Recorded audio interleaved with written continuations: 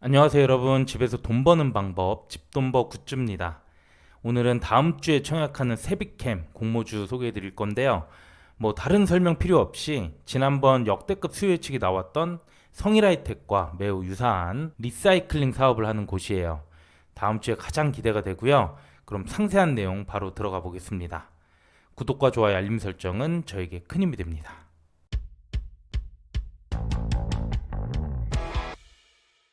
먼저 일정을 보면 4주차 공모주는 총 3개가 있고요.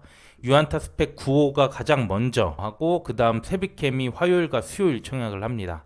그리고 HYTC 공모주는 28일부터 청약을 합니다. 그래서 세비캠과는 일정이 겹치지 않고요. 또 세비캠 수요 예측은 25일 월요일에 나오고 환불은 그 주 금요일에 받을 수 있습니다. 그럼 공모주 상세 내용 보겠습니다. 세비캠은 앞서 말씀드린 것처럼 성일하이텍과 유사한데요. 폐배터리와 폐산을 재활용한 제품을 생산하고 있습니다. 더 상세한 내용은 조금 뒤에 다뤄보고요. 그 외 공모주 식수는 100만 주 약간 넘고 일반 청약자에게는 25% 배정을 할 예정입니다.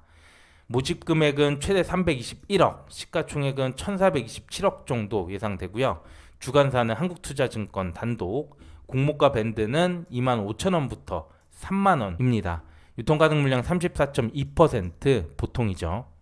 그 외 청약 한도를 보면 최소 청약은 이번에는 20주부터 가능하고요. 증거금 30만원 필요합니다.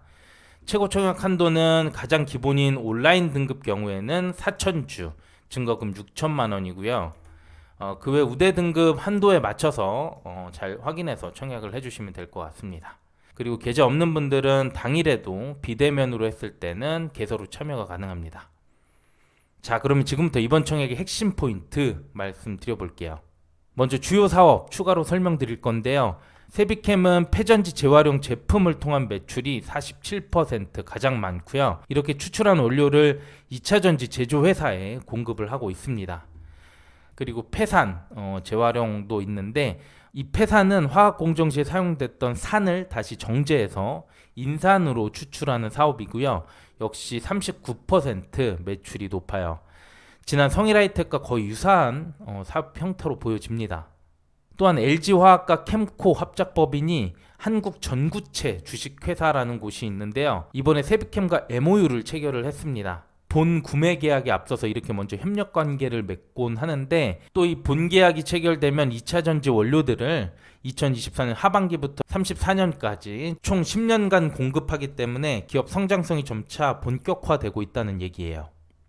그리고 기업 실적을 보면 19년 대비 21년에 매출은 115% 상승을 했고 당기 순이익은 무려 380% 폭발적으로 증가했어요. 수익성이 특히 좋아지고 있는 거고요. 올해 1분기엔 이미 매출이 100억, 당기순이익이 28억 정도 나왔습니다. 21년 1분기 대비 높은 증가 추세인데요. 이 추세로만 봐도 올해 당기순이익만 100억을 돌파하면서 최고 실적이 기대되는 상황입니다.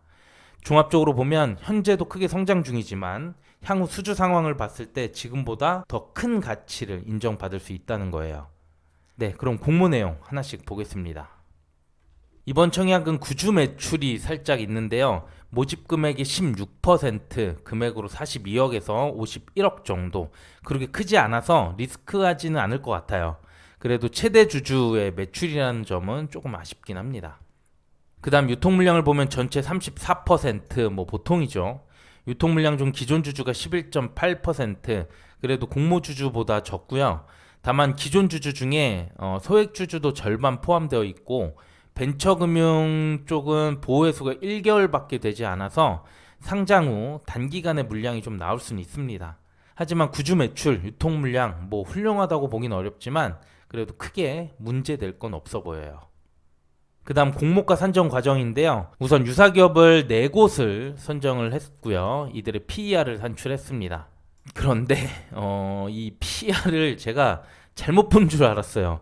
왜냐면 이 코스모 신소재가 77배 정도 되고 나머지는 뭐 20배를 못 넘습니다. 특히 YN텍은 심지어 7배 정도밖에 안 되죠. 그래서 이 가장 크고 낮은 두 곳을 제외한 다음에 평균을 계산하면 14배밖에 안 나옵니다. 그럼 평균 PER이 이 두 곳의 PER보다 2배나 높게 되는 거죠. 그런데 유사기업 선정 과정을 보면 왜 이렇게 잡았는지 알 수 있습니다.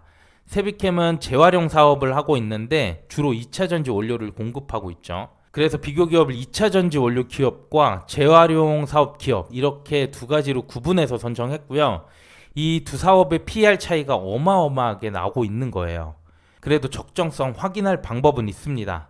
최근에 가장 유사한 공모주라고 했던 성일하이텍과 이 공모주의 공모가를 비교해 보면 될 것 같아요.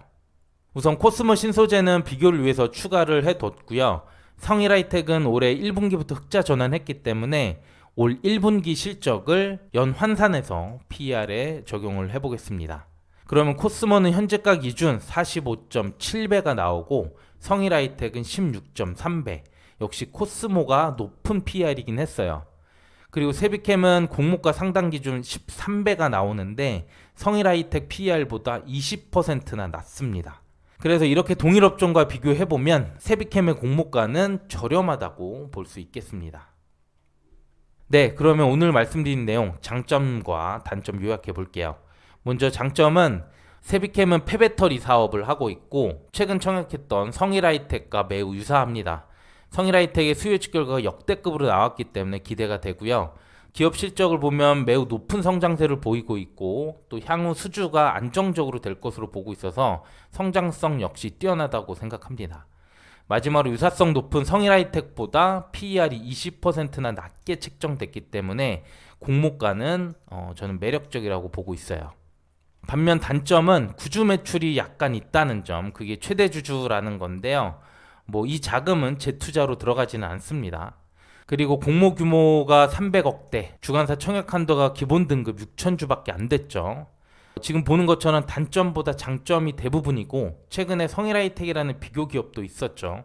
그래서 수요 예측은 꽤 잘 나올 것 같은데 이 규모가 작다는 게 매우 아쉬울 따름입니다.